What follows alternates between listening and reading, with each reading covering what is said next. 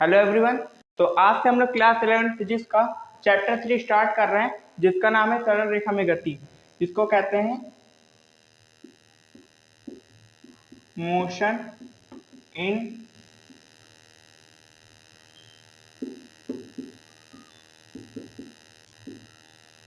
Straight line.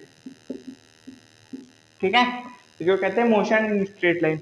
और सही मायने में कहा जाए तो इसी चैप्टर से आपकी फिजिक्स शुरुआत होती है। यही चैप्टर में आपका दिमाग फिजिक्स को फील करना सीखेगा कि फिजिक्स क्या होती है। इसी चैप्टर में आप स्टार्ट करेंगे। ये नहीं कह रहा हूँ कि पिछला जो चैप्टर था वो फिजिक्स नहीं था, वो भी था, बट 11th की फिजिक्स सही मायने में इसी चैप्टर से स्टार्ट होती है। ये चैप्टर बहुत इंपॉर्टेंट है। अगर आप जेईई नीट एस्पिरेंट हैं तो इस चैप्टर से 4 से 8 नंबर का क्वेश्चन उसमें भी आता है। और अगर आपकी किस्मत अच्छी हुई तो 8 नंबर का आएगा, वरना 4 नंबर का डेफिनेटली आता ही है।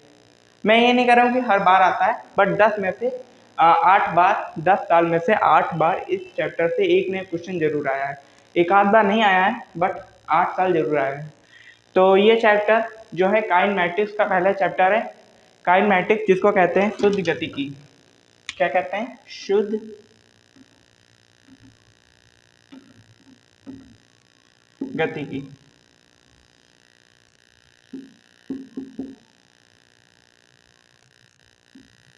काइनेमैटिक्स।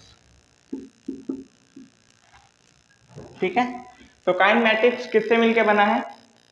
काइनेमैटिक्स हमारा काइनेटिक और मेजरमेंट,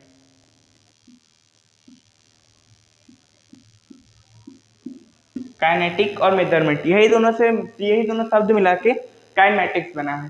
ठीक है, तो मैंने आपको बताया था फिजिक्स में मेजरमेंट का बहुत बड़ा रोल होता है, और अधिकतर फिर जो हमारी पूरी फिजिक्स है वो मेजरमेंट पे टिकी रहती है।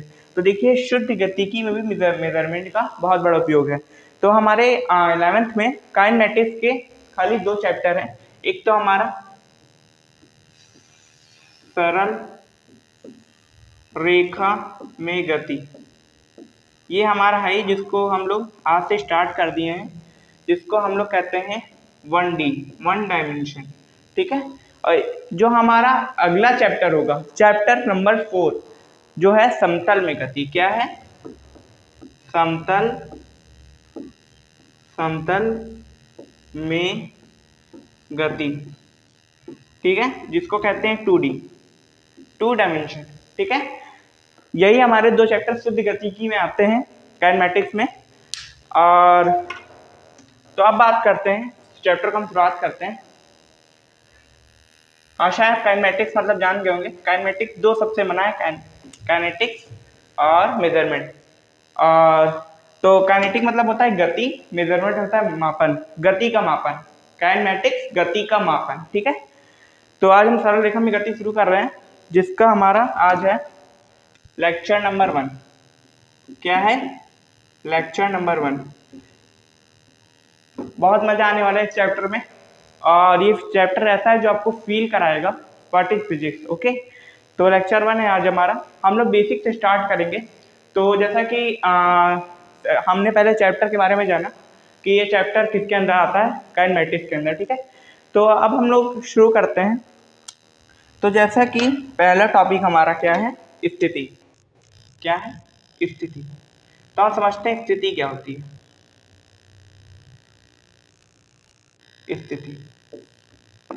स्थिति क्या होती है?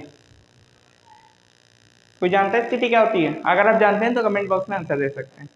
तो जैसा कि आपने 10th क्लास में ये तो सुना होगा, एक्स अक्ष, वाई अक्ष, ये होती है माइनस की एक्स, ये होती है प्लस की एक्स, ये होती है वाई, ये होती है माइनस की वाई। ठीक है, और कई लोग ने सुना होगा कि एक रेखा जेड होती है। क्या होती है? एक रेखा जेड जो यहाँ होती है, और एक और अंदर की ओर भी होती है। ठीक है, एक रेखा जेड होती है जो एक अंदर की होती है, एक बाहर की ओर होती है। और ये आपको भ्रमित किया जाता है, जो भी टीचर आपको ऐसे बना के दिखाते हैं तो ये आपको भ्रमित करते हैं। असल में ये जेड रेखा यहाँ पे होती ही नहीं है। ये हमारा ओरिजिन होता है, जिसको कहते हैं मूल बिंदु। ठीक है, ये जेड रेखा यहाँ पे होती ही नहीं है, ना यहाँ पे होती है। अब जैसे कि मैं आपको बताऊं, ये हमारी ये एक्स अक्ष है, ये हमारी वाई अक्ष क्या है, एक्स वाई। तो असल में कहा जाए तो जेड अक्ष जो है हमारा यहाँ होता है और माइनस जेड अक्ष पीछे की ओर होता है। तो क्या ये जेड अक्ष असल में ये है। तो इसको बनाया कैसे जाए बोर्ड में, अब मैं ऐसे तो बना ही नहीं सकता हूँ, कैसे मैं बना दूं। तो बस आप लोग को बताने के लिए जेड एक्स इधर बना दिया जाता है, बट आप लोग मान लीजिए कि जेड एक्स ऐसे है, ठीक है, और जो माइनस जेड एक्स है वो बोर्ड के अंदर घुसा हुआ है। बस आपको इतना समझना है, ठीक है। ये वाला जेड एक्स बाहर निकला हुआ है और ये माइनस जेड एक्स अंदर की ओर है, ठीक है। तो जैसा कि मैं अगर बोल दूं,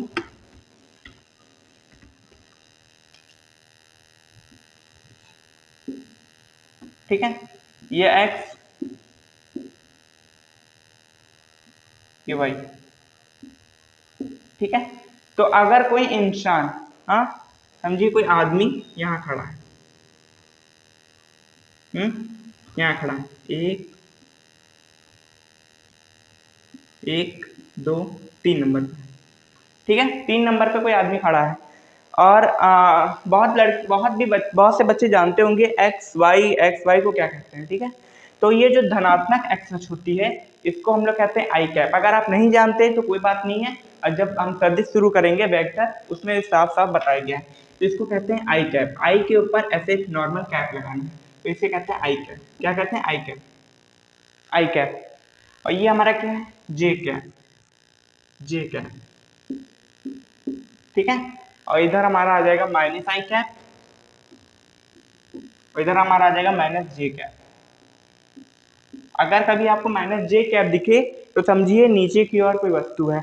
अगर आपको माइनस एक्स माइनस एक्स आई कैप दिखे तो समझिए कि आपकी कोई वस्तु इधर की तरफ है, और आई कैप दिखा है नॉर्मल तो इधर की ओर वस्तु है, और अगर जे कैप दिखी तो इधर की ओर वस्तु है, ठीक है। तो जैसा कि हमारा ये आदमी कहाँ पे है, इधर, और ये हमारा मीटर दिखा रहा है, ठीक है, 1 मीटर 2 मीटर 3 मीटर। तो ये हमारा आदमी कहाँ खड़ी है, इसकी स्थिति कहाँ पे आ जाएगी, तो आदमी की स्थिति कहाँ आ जाएगी, आदमी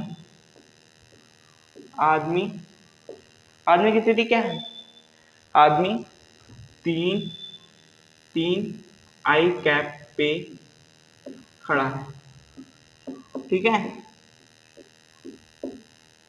आदमी 3 आई कैप पे खड़ा है, यही आदमी की स्थिति आ गई। तो आशा आप स्थिति समझ गए हो। स्थिति का कोई ज़्यादा इसमें महत्व नहीं है, बस आपको पता होना चाहिए कि कोई कण, कोई वस्तु या कोई भी आदमी या कुछ भी कहाँ पे है, बस। और भी कुछ इस चैप्टर में स्थिति का कोई ज़्यादा महत्व नहीं है, कोई बताता नहीं है, बट मैं आपको बता देता हूँ, ठीक है। कोई बच्चे का स्थिति नहीं जान पाया, आगे चल के आ जाए अचानक से आई कैप जे कैप, वो नहीं जान पाया, तो मैं बता देता हूँ। अगर आई कैप आएगा तो समझो वस्तु इधर की ओर है, माइनस आई कैप वस्तु इधर की ओर है, और जे कैप वस्तु ऊपर की ओर, माइनस जे कैप वस्तु नीचे की ओर, ठीक है। आशा स्थिति आप अच्छे समझ गए हो। तो हम टॉपिक शुरू करते हैं, अपना पहला टॉपिक। तो इस चैप्टर का पहला टॉपिक है दूरी। क्या है, दूरी, या कि इसे पथ लंबाई कहते हैं, ठीक है, पथ लंबाई, पथ लंबाई,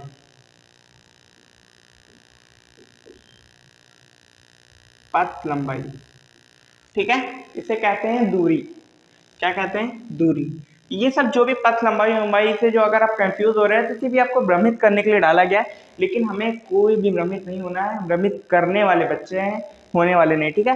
तो पथ लंबाई को क्या कहते हैं, नॉर्मल दूरी, ठीक है। तो वर्ड समझ जाइए, उसका मीनिंग समझिए, तो आपके लिए स्टडी बहुत आसान हो जाएगी, ठीक है। दूरी, अब मैंने आपको दूरी बताया तो आपको पथ लंबाई का अंदाजा हो गया होगा क्या होता है, ठीक है। तो नॉर्मल में डिफिनेशन लिखवा देता हूँ, फिर मैं आपको समझाऊंगा, ठीक है।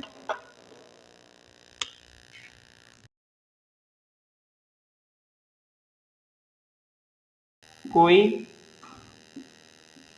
कण द्वारा तय तय किया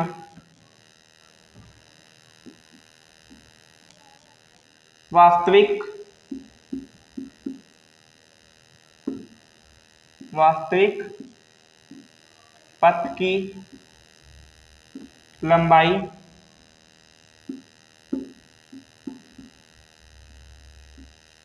कोई कण द्वारा तय किया गया वास्तविक पथ की लंबाई की दूरी कहलाती है। ठीक है, दूरी कहलाती है।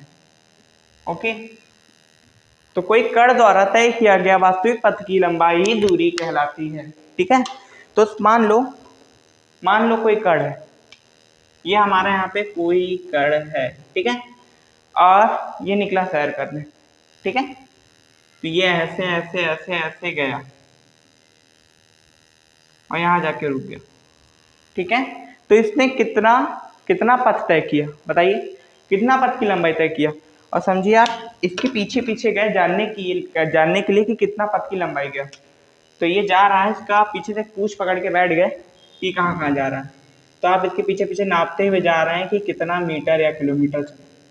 ठीक है, इसके पीछे पीछे आप जा रहे हैं नापते हुए। ये यहाँ के रुक गया। फिर आपने नाप लिया कि इतने मीटर से चला। ठीक है, मान लीजिए एक्स मीटर चला। ठीक है, तो ये क्या आया एक्स मीटर, ये एक्स मीटर क्या आया, यही तो पथ की लंबाई है, यही दूरी है। ठीक है, अब आप कहीं जा रहे हैं, आप जैसे कि जा रहे हैं अपने अपने घर से स्कूल। ठीक है, ये आपका घर है, ये आपका घर है। ठीक है, और ये आपका स्कूल, ये स्कूल है। तो इससे यहाँ पे आप गए। ठीक है, तो आपका घर से जो स्कूल की दूरी थी वो थी 5 किलोमीटर। कितनी थी, 5 किलोमीटर। तो यहाँ से जो आप गए तो आप कितनी दूरी तय की, इतना आप गए तो आप कितनी दूरी गई, 5 किलोमीटर। ठीक है, अब 5 किलोमीटर तय किए और फिर आप वापस आए। ठीक है, आप फिर स्कूल खत्म होने के बाद वापस आए तो कितनी दूरी होगी, 5 किलोमीटर गए, 5 किलोमीटर वापस आए तो टोटल कितनी होगी, 10 किलोमीटर। तो आपने कितनी दूरी तय की स्कूल जाने वाने में, 10 किलोमीटर। अरे मान लो कि आप कोई नई गाड़ी लेके आए। ठीक है, मोटरसाइकिल कभी देखा है, हाँ मोटरसाइकिल लेके आए और उसकी रेटिंग अभी थी 0। क्या थी, 0 0 0 0। आप मोटरसाइकिल के आगे देखिए उसमें रेटिंग चलती है। ठीक है, उसकी 0 0 रेटिंग थी। तो आपकी स्कूल की दूरी 5 किलोमीटर थी। तो आप जब राइड करके स्कूल तक जाएंगे तो यहाँ पे हो जाएगा 5। कितना हो जाएगा, 5 हो जाएगा। फिर जब वापस 5 किलोमीटर आएंगे और कहीं नहीं जाना है, आप सिर्फ घर से स्कूल से घर आते हैं, तो ये यहाँ पे 5 और प्लस हो जाएगा और ये हो जाएगी 10। इसका मतलब आप 10 किलोमीटर चलें और इसका मतलब आप 10 किलोमीटर चलें। ठीक है, तो मैं आपको कुछ गोल्डन पॉइंट लिखवाता हूँ दूरी के बारे में, इसको रेज कर देता हूँ पहले। तो आप दूरी समझे, दूरी क्या है, कुछ नहीं है, उसमें कुछ समझने वाला है ही नहीं। आप बस जितना चल रहे हैं, जितना पथ की लंबाई है, कोई कर जितना पथ की लंबाई में चल रहा है वही दूरी है। ठीक है, इसमें हमें कोई ज़्यादा टाइम वेस्ट करने की जरूरत नहीं है। आप 11th के बच्चे हैं, आपको तो इतना तो समझ में आ ही गया होगा व्हाट इज डिस्टेंस। ओके, तो अब गोल्डन पॉइंट्स कुछ लिखते हैं। तो पहला पॉइंट आप इतना याद रखिए कि दूरी एक अदिश राशि है। ठीक है, ये पॉइंट आपका याद करने वाला है कि दूरी एक अदिश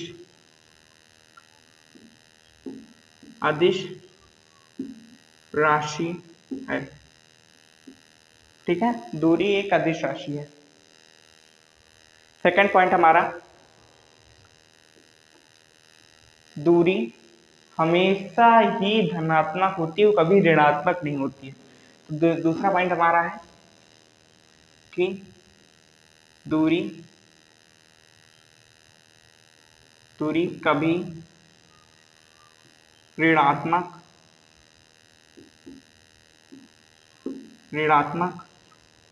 नहीं होती है।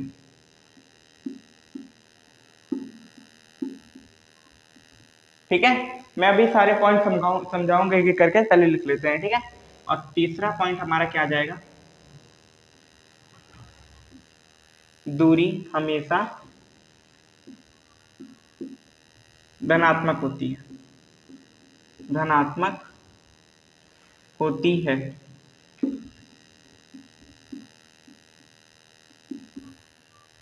ठीक है, और चौथा पॉइंट हो जाएगा हमारा कि कोई गतिशील गतिशील कण द्वारा तय की गई कोई गतिशील कण द्वारा तय की गई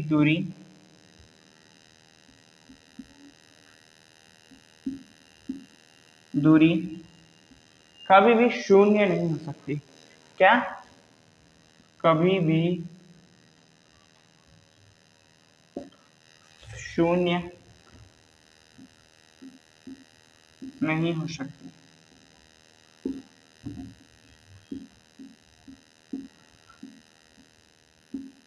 ठीक है, कोई गतिशील कण द्वारा तय की गई दूरी कभी भी शून्य नहीं हो सकती। और हमारा एक लास्ट पॉइंट बचा कि दूरी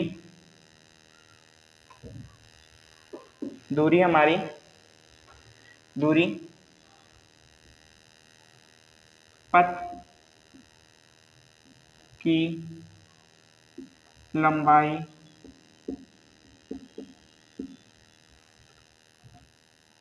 पर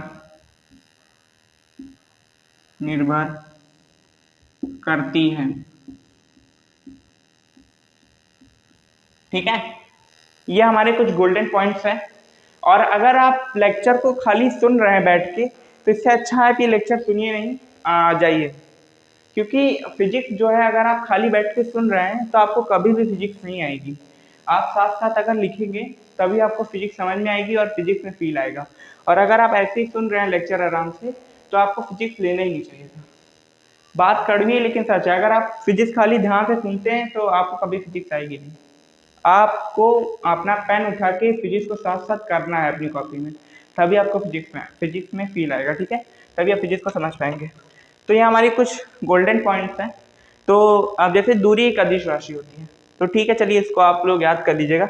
और इसमें कोई भी याद करने वाली चीज़ नहीं है। ठीक है, तो जैसे कि दूरी कभी ऋणात्मक नहीं हो सकती, तो इसमें क्या ये अलग कह रहे हैं? ये तो सब जानते हैं, दूरी कभी ऋणात्मक नहीं हो सकती। चाहे जहाँ चले जाएं, कभी आप ऐसे तो नहीं कहेंगे कि यार मैंने -5 किलोमीटर चला, नहीं कहेंगे ना। कभी आप ऐसे तो नहीं कहेंगे कि -5 किलोमीटर मेरा स्कूल है। ठीक है, तो आप चाहे जितना दूर चलें, चाहे आप यहाँ से प्रारंभ करें और मुड़ के यहीं पे वापस आ जाएं, ठीक है, तब भी आपकी जो दूरी है कभी भी आपकी ऋणात्मक में नहीं आएगी। चाहे जितना आप पीछे की ओर चले जाए, कुछ बच्चे का क्वेश्चन होगा कि हम लोग इस दिशा में चले तो ऋणात्मक हो, नहीं आएगी। आप चाहे ऐसे जाए आपकी दूरी कभी भी ऋणात्मक नहीं आएगी, हमेशा वो धनात्मक रहेगी। ठीक है, दूरी हमेशा धनात्मक में आती है।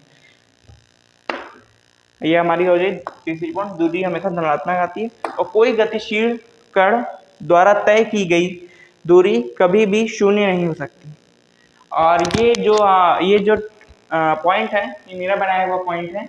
आपकी बुक में क्या लिखा है? आपकी बुक में लिखा हुआ है कि कोई भी कण की दूरी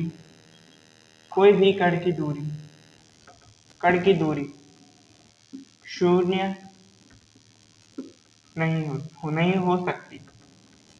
ये आपकी बुक में लिखा हुआ है, ये आपकी बुक का एक स्टेटमेंट है। ठीक है, बुक स्टेटमेंट, ये आपकी बुक का स्टेटमेंट है। ठीक है, तो आपकी बुक में क्या लिखा है? कोई भी कण की दूरी शून्य नहीं हो सकती, जो कि गलत है। मैं नहीं मानता कोई भी कण की दूरी शून्य नहीं हो सकती, मैं नहीं मानता। तो मान लो मैं एक कण हूं और मैं ऐसे खड़े हो गया, ठीक है, और ऐसे खड़ा रहा, आप 4 घंटे बाद आए, 6 घंटे बाद आए, 8 घंटे बाद आए, मैं ऐसे ही खड़ा रहूंगा। ठीक है, और क्वेश्चन कर ले कि मेरी इस कण की दूरी क्या है, ये कण कितनी दूरी चला, तो आप क्या लिखेंगे? अरे जब कण हिल ही नहीं रहा है, वो अपनी जगह पे टिका हुआ है, बिल्कुल हिल ही नहीं रहा है, तो कण की दूरी हमारी आ जाएगी 0। कोई चीज खड़ी है, 6-7 घंटे से खड़ी है, हिल ही नहीं रही है, क्वेश्चन में आ जाए कण की दूरी क्या, कितनी दूरी तय किया, तब क्या लिखेंगे? कितनी दूरी तय किया, वो ऐसे खड़ा है, हिल ही नहीं रहा है, तो इसकी दूरी आ जाएगी 0। ठीक है, तो ये स्टेटमेंट गलत है, इसका होना चाहिए कोई गतिशील कण द्वारा तय की दूरी कभी 0 नहीं हो सकती। अब मैं गति करूंगा तब मेरी दूरी कभी तय नहीं होगी। अब मैं गति कर रहा हूँ, ठीक है, तो ये मेरी दूरी 2 मीटर 1 मीटर जितनी भी आई, ये कभी शून्य नहीं होगी। लेकिन मैं खड़ा हूँ यहाँ पे चुपचाप, कोई पूछे कि मेरी कितनी दूरी है बताओ, ये कण कितनी दूरी तय किया, अब मैं खड़ा हूँ तो आप क्या लिखेंगे, शून्य ही तो लिखेंगे। तो यह स्टेटमेंट साफ साफ गलत है। इसमें आपको लिखना है कोई गतिशील कण द्वारा तय की गई दूरी कभी भी शून्य नहीं हो सकती, ठीक है। और दूरी पथ की लंबाई पर निर्भर करती है। अब जितना बड़ा पथ की लंबाई, जितना बड़ा कण पथ की लंबाई पे चलेगा उतनी ही तो दूरी बढ़ेगी, और पथ की लंबाई नहीं रहेगी तो दूरी कहाँ से रहेगी। इसलिए दूरी हमेशा पथ की लंबाई पर ही निर्भर करती है, ठीक है। तो आशा है आप समझ गए होंगे। और एक पॉइंट आपका एक और रह जाता है, उसको मैं लिखवा देता हूँ। आपका एक पॉइंट और रह जाता है,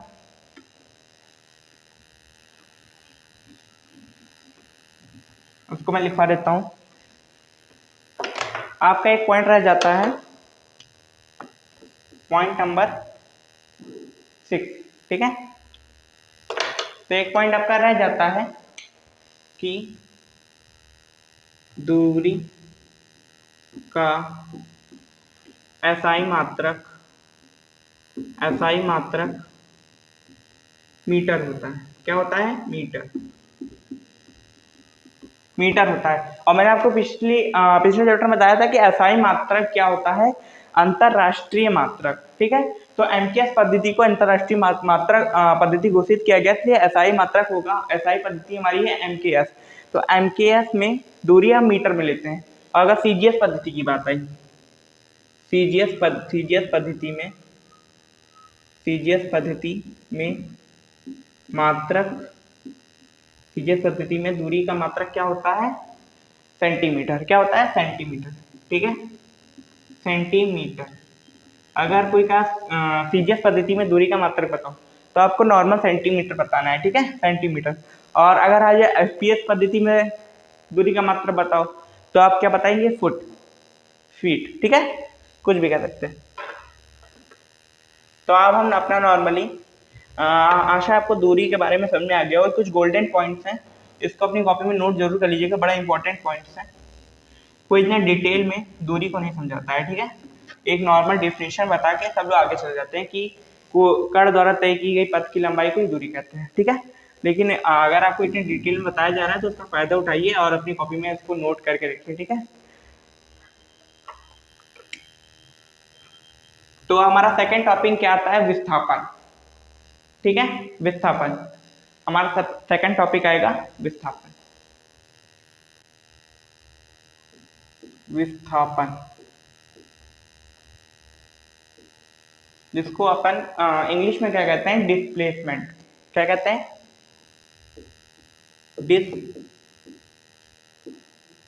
डिस्प्लेसमेंट। तो हमारा विस्थापन क्या होता है? विस्थापन अंतिम स्थिति एवं प्रारंभिक स्थिति के बीच की दूरी की ही, अंतिम स्थिति एवं प्रारंभिक स्थिति के बीच की दूरी को ही विस्थापन कहते हैं, ठीक है। इसको नोट कर ले तो मैं फिर आपको बताता हूँ। अंतिम स्थिति एवं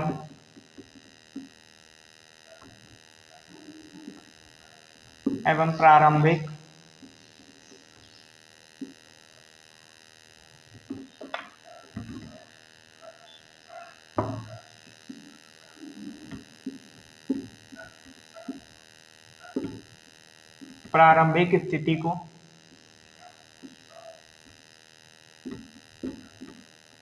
अंतिम स्थिति एवं प्रारंभिक स्थिति के बीच की दूरी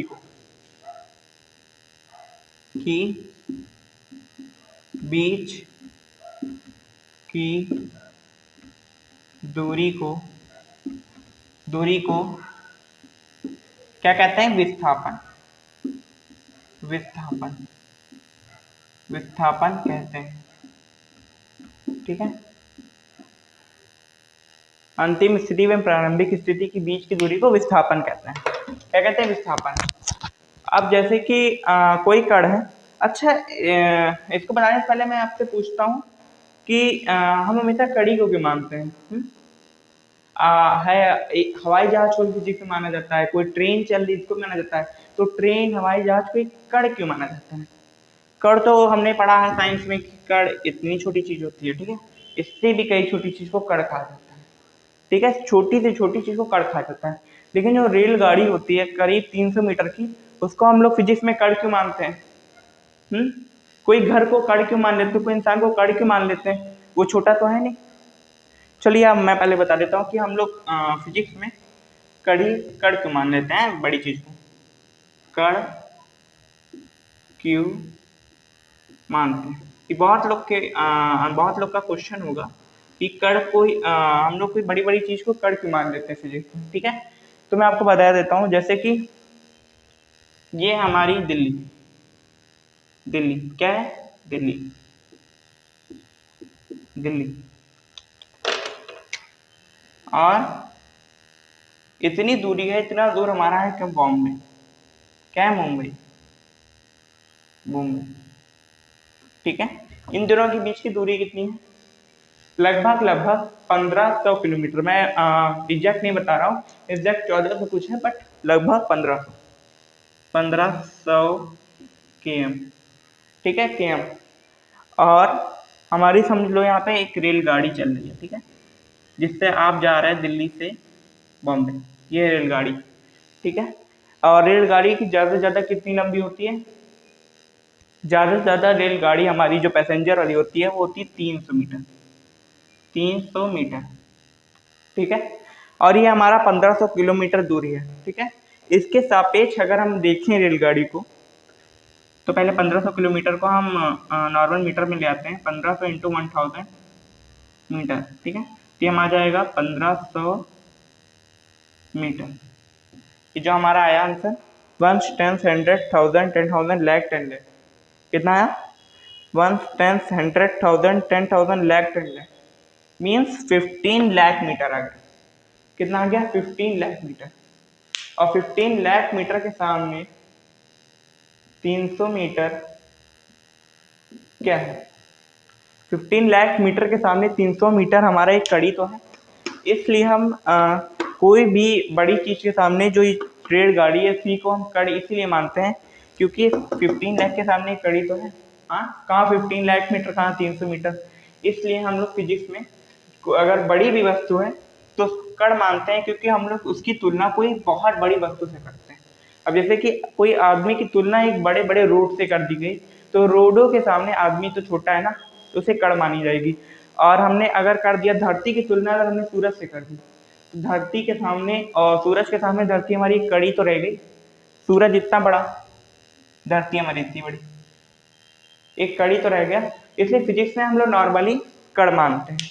अगर कोई भी चीज को हम लोग को बताना होता है, बड़ी चीज अगर होती है, बड़ी चीज के सामने छोटी चीज को, उसको नॉर्मली कण मान लेते हैं, यही बताने के लिए कि वो उससे बहुत छोटा है, ठीक है। इसलिए हम लोग नॉर्मल कण मानते हैं। तो हम लोग कहा थे विस्थापन पे अंतिम स्थिति एवं प्रारंभिक स्थिति के बीच की दूरी को विस्थापन कहते हैं, ठीक है। तो मान लीजिए कोई कण यहाँ पे है, ठीक है, और ये गया, ये जा रहा, ठीक है। आज इसका घूमने का बहुत मन है इसलिए इतना इसने घूमा, ठीक है। मैं पूछूं कि इसका विस्थापन क्या है, तो आप क्या बताएंगे? विस्थापन क्या है? दूरी तो चलिए मैंने आपको, आप बता देंगे कि ये जितना पथ की लंबाई है ये दूरी है। विस्थापन क्या है? विस्थापन अंतिम स्थिति व प्रारंभिक स्थिति के बीच की दूरी। तो यहाँ क्या है? हमारी प्रारंभिक स्थिति, ठीक है, प्रारंभिक स्थिति हमारी ये है, ठीक है, ये प्रारंभिक स्थिति है और ये हमारी अंतिम स्थिति, अंतिम, ठीक है। ये प्रारंभिक है, अंतिम। अगर मैं इसको मिला दूं इससे, सरल रेखा, सीधी रेखा में मिलनी चाहिए, सीधी रेखा में मिलनी चाहिए। मान लो ये एकदम सीधी रेखा है, ठीक है। तो ये हमारा इस कण का विस्थापन है, ठीक है। अंतिम स्थिति एवं प्रारंभिक स्थिति के बीच की दूरी को विस्थापन कहते हैं। इतना हमारा विस्थापन आया, ठीक है, कि जितना भी मीटर होगा उतना विस्थापन आएगा। तो इसके भी कुछ गोल्डन पॉइंट्स हैं, मैं आपको लिखवा देता हूँ, ठीक है।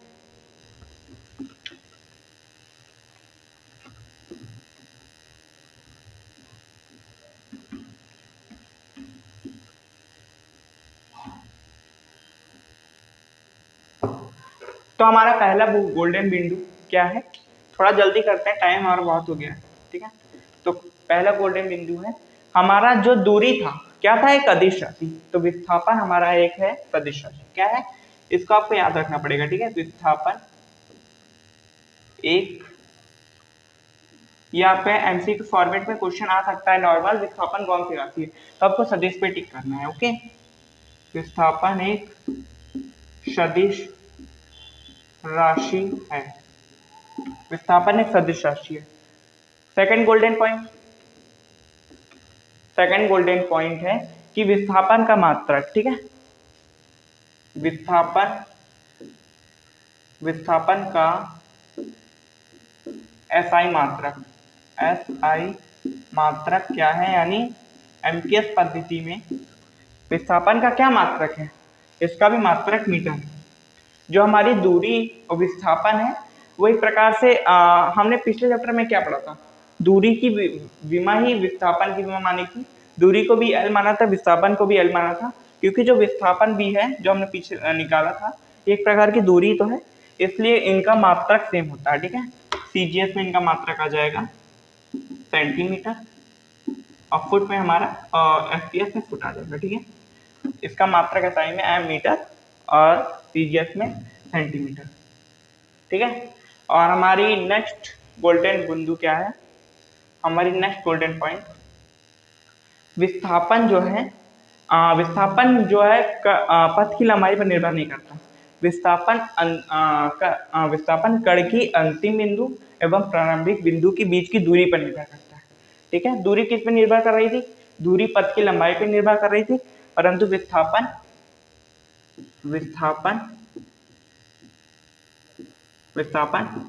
पथ की अंतिम स्थिति एवं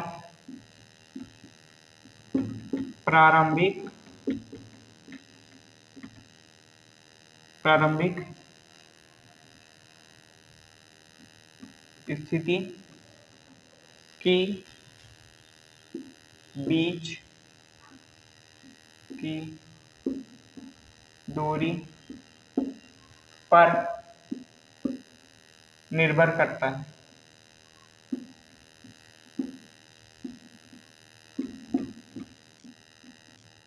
विस्थापन पथ की अंतिम स्थिति एवं प्रारंभिक स्थिति के बीच की दूरी पर निर्भर करता है, ठीक है। और गोल्डन पॉइंट हो जाएगा, विस्थापन कुछ भी हो सकता है, ऋणात्मक, धनात्मक, शून्य, कुछ भी हो सकता है विस्थापन, ठीक है। तो विस्थापन हमारा, विस्थापन धनात्मक, ऋणात्मक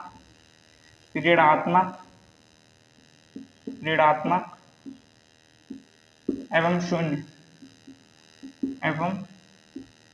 शून्य कुछ भी हो सकता है, ठीक है, कुछ भी हो सकता है।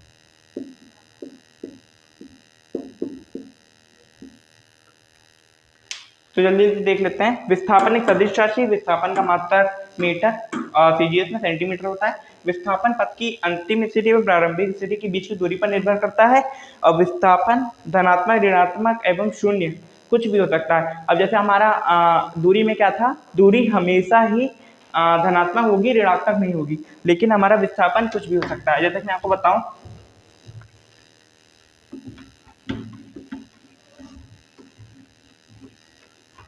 कि मैं आपको बताऊं, हमारे पास कोई गोल पथ है, ठीक है, कोई गोल पथ है, क्या है, गोल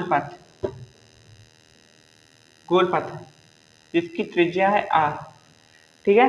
और कोई कण, यानी अब कण मतलब कोई आदमी, ठीक है, जिसका स्टेडियम है हमारा कोई है और उसके सामने एक आदमी का है कण के समान, ठीक है, इसलिए कण मानेंगे हम। यहाँ से प्रारंभ करता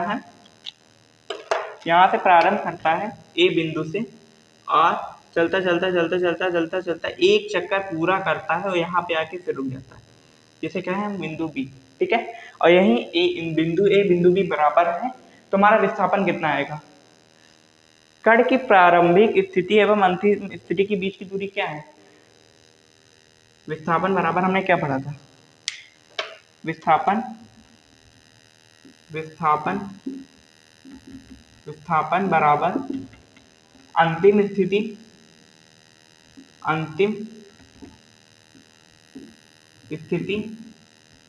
माइनस प्रारंभिक स्थिति। ये हमारा विस्थापन का सूत्र है, स्थिति, ठीक है। अंतिम स्थिति माइनस प्रारंभिक स्थिति, ठीक है। तो हमारी अंतिम स्थिति प्रारंभिक स्थिति बराबर है, ये दोनों अगर बराबर हैं तो कोई बराबर चीज को माइनस करेंगे तो क्या आएगा, शून्य तो हमारे पास आएगा। अगर 5 इसके पास भी 5 इसके पास है, माइनस करेंगे तो शून्य आएगा। तो विस्थापन हमारा कितना आ जाएगा, शून्य। कितना आ जाएगा, शून्य। तो शून्य आ गया। और अगर बुरा आ जाए धनात्मक कैसे आएगा विस्थापन, विस्थापन धनात्मक कैसे आएगा। तो समझो ये हमारा कोई अक्ष है, ठीक है, या कुछ भी मान लेते हैं। और ये यहाँ पे कोई आदमी खड़ा है, ठीक है। इसका यहाँ पे एक स्कूल है, ठीक है। और ये यहाँ से स्कूल जाता है, ये इसकी प्रारंभिक बिंदु है। क्या है, प्रारंभिक। और यहाँ से स्कूल जा रहा है, ठीक है। ये स्कूल जाता है यहाँ पे स्कूल, ठीक है। तो ये क्या है, अंतिम बिंदु। मान लेते हैं ये 3 है और ये 0 है, ठीक है। ये मूल बिंदु पे खड़ा है, ये 0 हो जाएगा, ये 3 हो जाएगा। तो हम अंतिम स्थिति में प्रारंभिक स्थिति करेंगे तो अंतिम स्थिति हमारी क्या है, -3, क्योंकि ये -i कैप की तरफ है, ठीक है। तो -3 और ये क्या है, प्रारंभिक से 0, तो हमारा विस्थापन क्या आ जाएगा, -3। ऋणात्मक में आ गया विस्थापन हमारा, ठीक है। और अब बात है धनात्मक कैसे आएगा। धनात्मक तो सब जानते हैं, अगर स्कूल यहाँ पे हुआ तो कण हमारा इधर चलेगा, तो ये हमारा इधर +3 है, ठीक है। तो प्रारंभिक अंतिम स्थिति क्या है, 3, तो 3 माइनस प्रारंभिक स्थिति 0, तो ये हमारा आ जाएगा 3 प्लस का।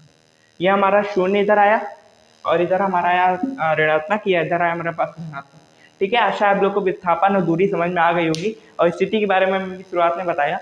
तो ये हमारा आज का लेक्चर था। तो आज का लेक्चर बस यहीं तक है और आशा करता हूँ आप आज का लेक्चर आपको समझ में आया होगा। और अगर आपको आज का लेक्चर समझ में आया होगा तो वीडियो को एक लाइक करिएगा। तो मिलते हैं एक अगले लेक्चर में। तो अगले लेक्चर में हम क्या डिस्कस करेंगे, अगले लेक्चर में हम इन पे कुछ प्रश्न करेंगे, क्योंकि समझने में तो बड़े आसान है बट इनके प्रश्न जो होते हैं कठिन होते हैं। इस चैप्टर के प्रश्न जो है बहुत कठिन है, तो इसलिए आपको बेसिक से मैं स्टार्ट करा रहा हूँ। अगर आपको आज ज़्यादा बेसिक लगा हो तो ये मत समझिएगा कि चैप्टर बड़ा आसान है, चैप्टर बहुत कठिन है बट मैं बेसिक से लेके चलूंगा, तो जिससे आपको कोई दिक्कत ना हो आने वाले लेक्चर में, ठीक है। तो आने वाले लेक्चर में हम इसके क्वेश्चंस करेंगे और समय मिला तो औसत चाल व औसत वेग स्टार्ट करेंगे। तो मिलते हैं नेक्स्ट लेक्चर में, तब तक के लिए पढ़ते रहिए और लेक्चर को रिवाइज जरूर करिएगा, ठीक है। तब तक के लिए धन्यवाद।